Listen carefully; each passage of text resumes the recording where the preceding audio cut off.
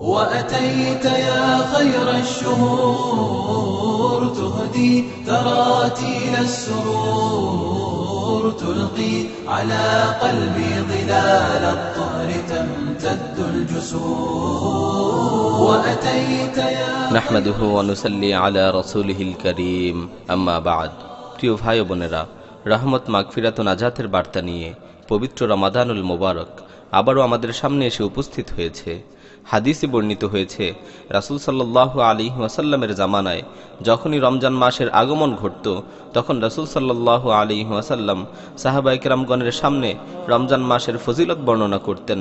তিনি বলতেন, ক্বাদ জাআকুম শাহরু রমাদান শাহরুন মুবারক ফারাদাল্লাহু আলাইকুম সিয়ামাহ তুফতাহু ফীহি আবওয়াবুল জান্নাহ ওয়া তুগলাকু ফীহি আবওয়াবুন নার ফীহি লাইলাতুন খায়রুম মিন আলফি শাহর মান হুরিমা খায়রাহা ফাকাদ হুরিম।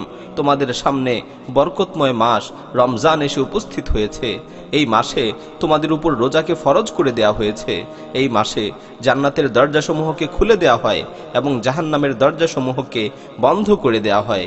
এই মাসে এমন একটি রাত রয়েছে, এই মাসে এমন একটি বরকতময় রাত রয়েছে যা হাজার মাস থেকে উত্তম। যে ব্যক্তি ওই রাতের কল্যাণ থেকে বঞ্চিত হলো, সে সব ধরনের কল্যাণ থেকে বঞ্চিত হলো। অন্য হাদিসে আরো বর্ণিত হয়েছে, রাসূল সাল্লাল্লাহু আলাইহি ওয়াসাল্লাম বলেন, যখন রমজান মাসের প্রথম রাতের আগমন ঘটে, তখন দুষ্ট জিন ও শয়তানদেরকে শৃঙ্খলাবদ্ধ করা হয়, জাহান্নামের দরজাগুলোকে বন্ধ করে দেয়া হয় আর জান্নাতের দরজাসমূহকে উন্মুক্ত করে দেয়া হয় এবং একজন ঘোষণাকারী সুউচ্চ কণ্ঠে ঘোষণা করতে থাকে, ইয়া বাগিয়াল খাইরি আকবিল, ইয়া বাগিয়াল খাইরি আকবিল, হে কল্যাণ প্রত্যাশী ব্যক্তি, কল্যাণের দিকে ধাবিত হও, ওয়া বাগিয়াশ শাররি আকসির, ওয়া বাগিয়াশ শাররি আকসির, হে অকল্যাণ প্রত্যাশী ব্যক্তি, অকল্যাণ কাজ থেকে বিরত হও। প্রিয় ভাই ও বোনেরা, আমিও সেই ঘোষণাকারীর কণ্ঠে কণ্ঠ মিলিয়ে তোমাদের সামনে চিৎকার করে বলছি, ইয়া বাগিয়াল খাইরি আকবিল ওয়া বাগিয়াশ শাররি আকসির, হে নেককার লোকেরা, তোমরা নেক কাজের দিকে অগ্রসর হও, হে পাপিষ্ঠ ব্যক্তিরা, তোমরা পাপাচার থেকে বিরত হও। হে নেককার লোকেরা, তোমরা নেক কাজের দিকে অগ্রসর হও, হে পাপিষ্ঠ ব্যক্তিরা, তোমরা পাপাচার থেকে বিরত হও। প্রিয় ভাই, অনেক হয়েছে, অনেক পাপাচার করেছো, পুরো বছর জুড়ে বন্ধুদের সাথে অনেক আড্ডা দিয়েছো, গান শুনে, মুভি দেখে, অশ্লীলতায় নিমজ্জিত হয়ে অনেক মূল্যবান সময় নষ্ট করেছো, মাদকের পিছনে ছুটতে ছুটতে নিজের জীবনটাকে নিঃশেষ করে দিয়েছো, গার্লফ্রেন্ডের কথা ভাবতে ভাবতে আপন প্রতিপালকের কথাই ভুলে গেছো। হে ভাই, অনেক হয়েছে, আর নয়, এবার নিজেকে শুধরানোর সময় এসেছে। পবিত্র রমাদানুল মোবারক তোমার দরজায় এসে কড়া নাড়ছে, আর ঘুমিয়ে থেকো না, এবার জাগ্রত হও, রমজানকে স্বাগত জানাও।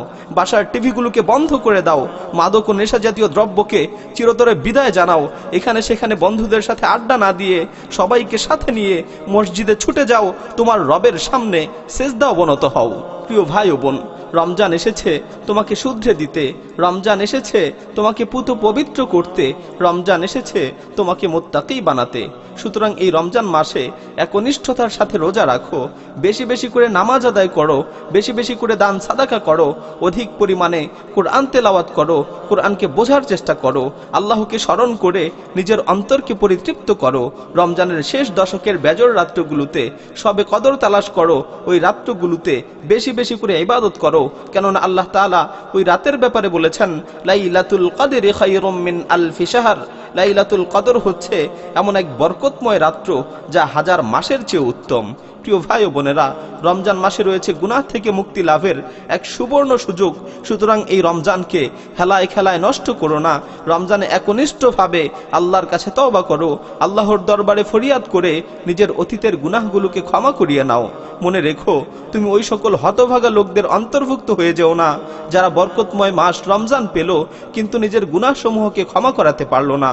কেননা রাসূল সাল্লাল্লাহু আলাইহি ওয়াসাল্লাম বলেছেন, ওই ব্যক্তি ধ্বংস হোক, ওই ব্যক্তি ধ্বংস হোক, ওই ব্যক্তি ধ্বংস হোক যে রমজান পেল কিন্তু তার গুনাহসমূহকে ক্ষমা করাতে পারল না।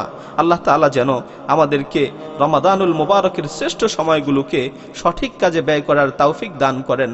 আমিন। ওয়া মা আলাইনা ইল্লাল বালাগ।